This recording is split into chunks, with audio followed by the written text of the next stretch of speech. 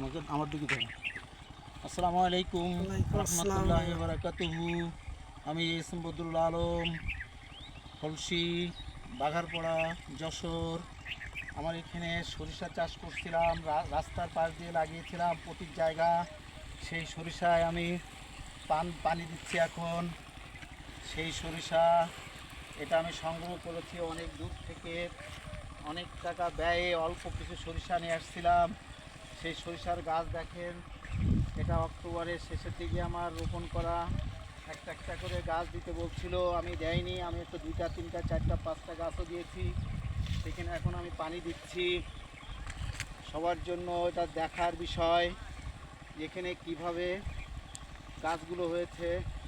গাছগুলো খুব মনোরম চমৎকার, যা দেখতে খুবই সুন্দর।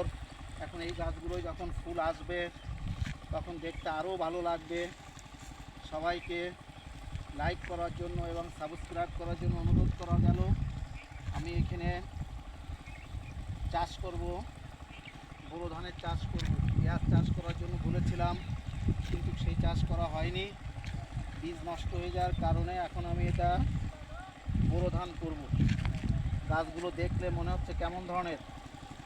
এখানে গাছগুলো কেমন লাগছে তোমাদের? খুব সুন্দর লাগছে। খুব সুন্দর লাগছে। যাক, আলহামদুলিল্লাহ, অনেক ভালো হয়েছে।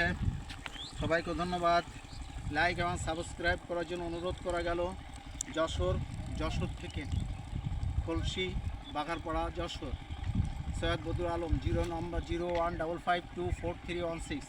Mobile number 015524311654। ধন্যবাদ সবাইকে। আসসালামু আলাইকুম।